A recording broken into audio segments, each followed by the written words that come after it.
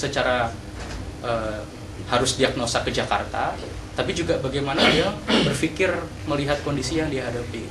Tidak hanya medis hubungan dengan dokter, tapi juga hubungan dengan guru, hubungan dengan pemerintah, akhirnya kemana-mana. Ya Pak. Kalau ini diagnosa ini yang berbasis mikrofluida ini kan targetnya kan murah dan Tahan banting. murah dan kalau dibanting tahan, gitu kan. Jadi ini sejauh mana di Indonesia ini sudah ada aparaturnya itu, alatnya kecilnya itu, dan kalau sudah ada apa yang sebetulnya sedang dikembangkan sekarang gitu, sehingga kita perlu bicara di Kopi Delft ini gitu.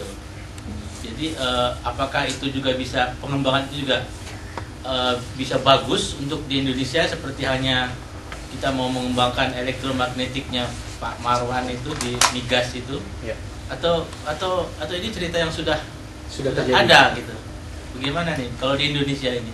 Di Indonesia sudah ada, tapi yang sudah ada adalah yang masih berbentuk strip.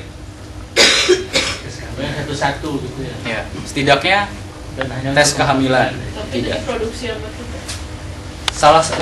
Untuk beberapa penyakit ada sebuah perusahaan, seingat saya namanya Hepatika. Iya, Betul ya? di Nusa Tenggara Barat. Di Mataram ya, betul.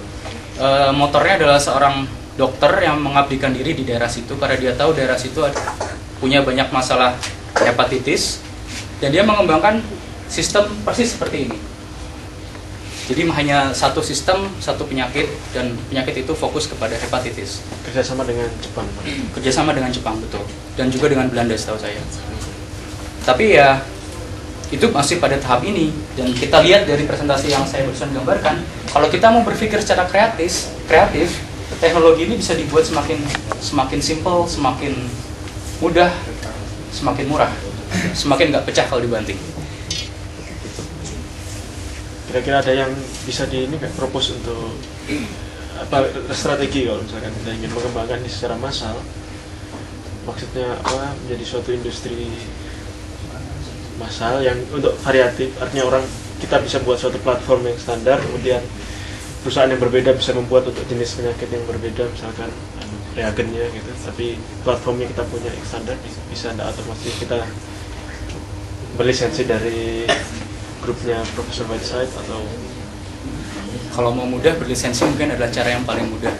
Tapi saya tetap merasa itu tidak mandiri gitu Mas. Saya tetap merasa ada baiknya coba berpikir, mentok, coba lagi, sampai akhirnya kita ketemu sesuatu yang kita bisa merasakan ya ini adalah hasil kerja keras kita gitu, hasil keluar keringat kita. Dan apa nanti hasilnya, saya sendiri jujur belum tahu ya. Tapi saya pribadi tidak takut untuk mencoba, dan saya harap setelah melihat presentasi ini orang tidak merasa bahwa teknologi adalah sesuatu yang hanya di awang-awang, terlalu high tech. Kasarnya Anda bisa mengembangkan dengan apa yang Anda temukan sehari-hari. Anda lihat double tape, Anda melihat tisu, Anda punya waktu luang, Anda berusaha bermain, dan Anda menemukan sesuatu yang baru. Tapi masalahnya sekarang kan sebenarnya bukan tisunya kan, maksudnya tisunya itu kita bisa lumayan lah, kita bisa bikin jalurnya seperti apa terserah kita. Masalah utamanya menurut saya kan reagennya. Betul. Dan itu adalah kasus pada Hepatika yang mereka kembangkan adalah reagennya. Tapi lagi-lagi reagen itu idealnya kita harus mandiri pada reagen kan. Tapi saat ini reagen itu adalah sesuatu yang murah untuk dibeli gitu Mas. Kalau kita ingin mengembangkan sistem, kalau saya merujuk kepada kasus Hepatika, yang mereka kembangkan adalah baik reagen maupun teknologi, dan intinya adalah reagen. Tapi kalau kita tidak punya divisi untuk melakukan reagen, atau saya tidak punya kemampuan untuk mengembangkan reagen baru karena saya bukan orang medis, maka yang saya harus kembangkan adalah bagaimana membuat teknologi yang sangat-sangat murah, sehingga reagen itu bisa kita katakanlah beli, bentuknya massal, harganya turun, dan kita bisa membuat device yang sangat-sangat murah. Tapi Anda betul bahwa reagen adalah kunci yang nggak bisa dihilangkan. Tapi di Indonesia udah ada yang memproduksi reagen. Memproduksi reagen, ya kalau untuk hepatitis, untuk kasus ya kita nggak usah ngeliat flu burung gitu, kita ngambil Apapun. kasus flu biasa gitu. Ya. Terus terang saya tidak tahu sejauh mana pasar reagen telah terdistribusi, sejauh mana Indonesia mandiri. Mungkin Mela mungkin tahu. Kalau menurut saya masalah diagnosa ini mungkin bukan hanya di masalah flu burung ya. Penyakit yang udah lebih lama terkenal mungkin di Indonesia seperti TBC itu juga mengalami permasalahan yang serupa. Jadi di daerah-daerah yang jauh, daerah-daerah yang terpelosok, terpencil, itu sangat susah untuk melakukan diagnosa. Jadi dan masalah itu lebih kepada peralatan. Persediaan peralatan, mungkin kalau dari reagen itu sesuatu yang bisa didapat dengan lebih mudah daripada teknologinya sendiri, karena untuk jadi masalah utama adalah pada peralatan dan juga pada tenaga medis. Itulah yang jadi permasalahan kalau menurut saya. Waktu itu baru aja bikin tentang TBC, tentang tuberkulosis di dunia, dan permasalahan yang utama terjadi di negara-negara berkembang adalah masalah diagnosa, dan diagnosa itu yang utamanya itu masalah peralatan dan tenaga medis. Terima kasih. Buat saya itu adalah informasi yang juga baru. Karena saya lebih bermain di arah teknologi, tapi saya sendiri tidak tahu sejauh mana kebutuhan teknologi atau medis mana yang lebih sisi urgensi. Ini kan kita temanya kemandirian kesehatan ya, Mas. Betul. Dan tadi Mas Dia bilang kalau kita membeli license dari sini itu Kurang mandiri belum mandiri lah ya. Nah sebenarnya dari proses riset sendiri sih sejauh apa kita, berapa langkah yang harus kita lakukan sedemikian sehingga apa yang akan kita bikin untuk hal seperti ini itu Menang. sudah keluar dari paten, dari apa yang dipatenkan oleh temannya Mas Gia itu. Gimana Mas Dedi? Karena kalau saya lihat kan ini dengan cerita dari Mela dengan pengalamannya di dunia kesehatan gitu ya, farmasi, ini sepertinya urgen ya.